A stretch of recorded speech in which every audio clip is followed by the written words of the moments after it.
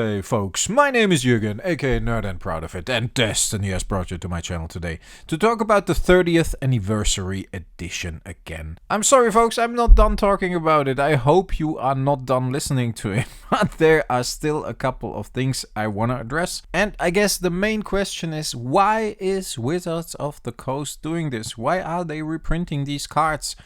I want to take a look at the duel lands here. I got a couple of revised duels in front of me, and I think they are the best example why Wizards of the Coast is doing this.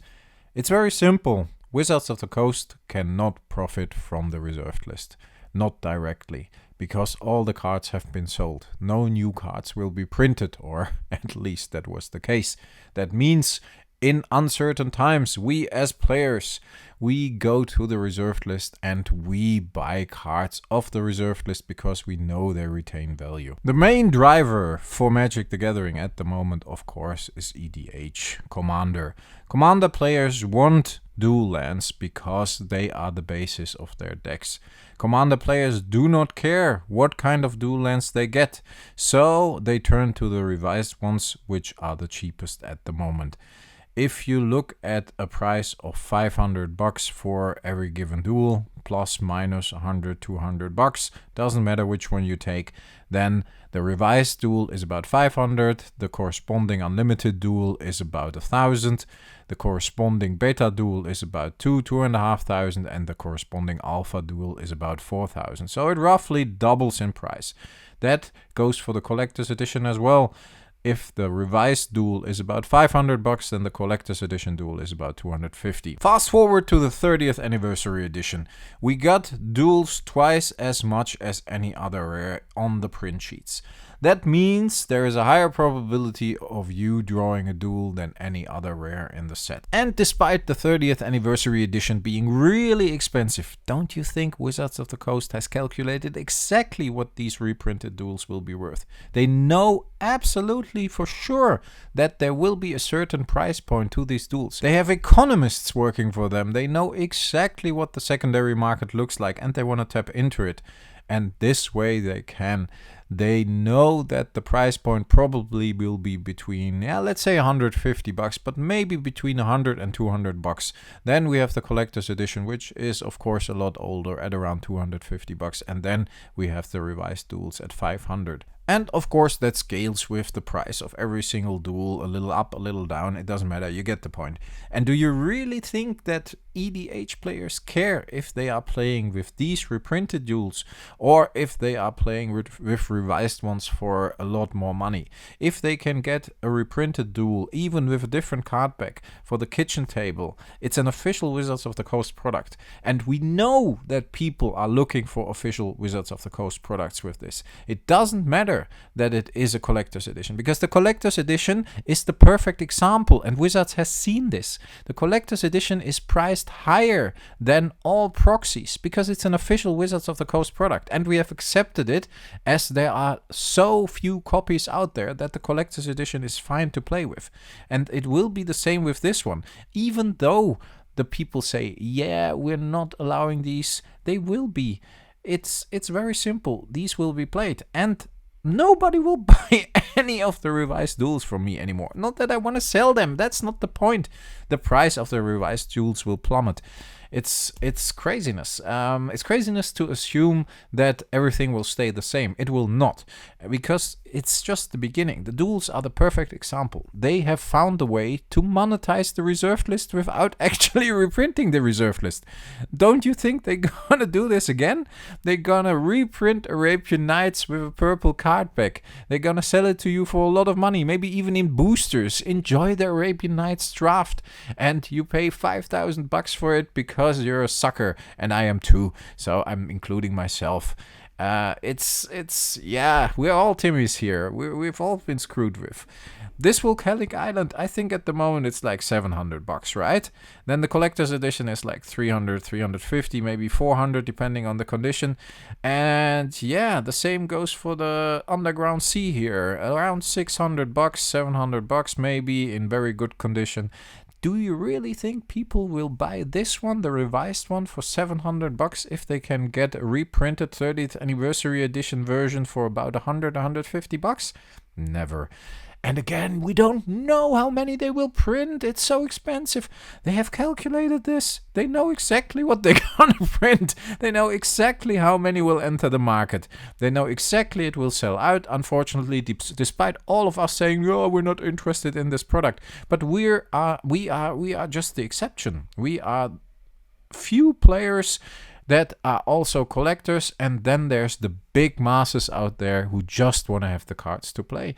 They don't give a shit about the version, and that will make the prices drop, and that will result in Wizards doing this again and again and again. And I don't know if the prices of an Alpha Black Lotus will drop that much. I don't think so. Maybe not even a Beta Unlimited. Maybe the Power 9 is the exception, because these are only valuable to true collectors. None of the Commander players would have bought a Power 9 anyways. If they could, if they wanted to, they wouldn't buy 3 boosters, they would buy a Mox. It's very simple. They want the cards to play with in Commander, because Commander is the driving format. So I would be very afraid for those Gaea's Cradles out there.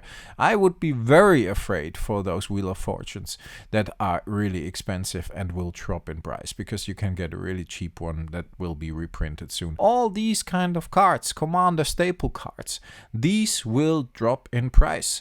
And Wizards will and has found a way to utilize and monetize the reserved list. It's perfect. It's so smart. It's crazy. And that will impact the game forever. And that sucks. And that sucks a lot, because they shouldn't do this. It's all about the money. It's not about the game anymore. And that's what we knew. But that little thing that somehow was sacred, the reserved list, even though it is not reserved list, I know, I don't care. It doesn't matter. It's collector's edition, but the collector's edition has proved that even collector's editions have value, especially to players. Like I said before, it doesn't matter. It's just damaging the game, and that's how it will be from now on, and we can't do anything about it. And that's why I think we need to speak out against this. And that's why I think we need to not buy this. I mean, if you want to, do it, but I won't. And I think that needs to be made clear. I won't give a single dime to Wizards of the Coast for this shitty product. And I hope all the other content creators that say they won't do it. And everybody who says like, yeah, but then you're gonna miss out, and it's an opportunity, it will raise in price. Yeah, it probably definitely will. But I don't care. You can buy a case of fucking Dominaria with Legends cards in them that are not reprinted, but original ones they by accident found in their warehouse, and you will have a price a raise of price over time as well. You don't have to buy the $1,000 product that maybe will be $1,500 down the road. Just skip this shit. Skip it. Leave it. Don't buy it. Don't even look at it. Fuck it. Really, it's just it's such a shitty move. I can't comprehend it. And I'm glad. I'm really glad I found my opinion about it, because I've been thinking about it for days. I didn't like it. I was a little bit sad about it first. Then I thought like, yeah, it doesn't really have an impact, but it doesn't have an impact now. It might have down the road. And I think that impact now on, for example, the EDH staple cards, like the duels, like the Wheel of Fortune, that impact will be there. I think even there will be an impact for cards like Time Twister, because that one is so high in price just because of the fact that it's allowed in Commander. But down the road, there will be an enormous impact. It's a game changer. Literally, it will change the game. It has shook the foundation of the Magic the Gathering market. Once this thing will be released, once it is out there, there's no going back. Wizards of the Coast will be doing this again and again and again, and they will drive the prices in the ground. And in 5 years, we will see the results of this. And all our collections will have dropped significantly in value. And yes, the old cards will stay expensive. They won't go to zero, I don't believe that. But what people need to understand as well is that Magic the Gathering is not a collectible-driven market. It's a player-driven market. It's not the same as, for example, with comic books. The comic book market is driven by collectors. The Magic the Gathering market at the moment is clearly driven by players, and mainly EDH players. So that basis is different, and that will be the reason that even old cards will be impacted in price if they are reprinted. Yeah, folks, it needed to be said. Thanks a lot for listening. I needed to get it off my chest. I feel a lot better now, I have to admit that. If you are enjoying these kind of conversations and just honest opinions about the Magic the Gathering market, and just someone who actually really enjoys Magic the Gathering as a game and who hopes to still enjoy it after this disaster, please like and subscribe. Leave me a comment what you think about it. Stay healthy, stay frosty. I talk to you next time. Bye, folks.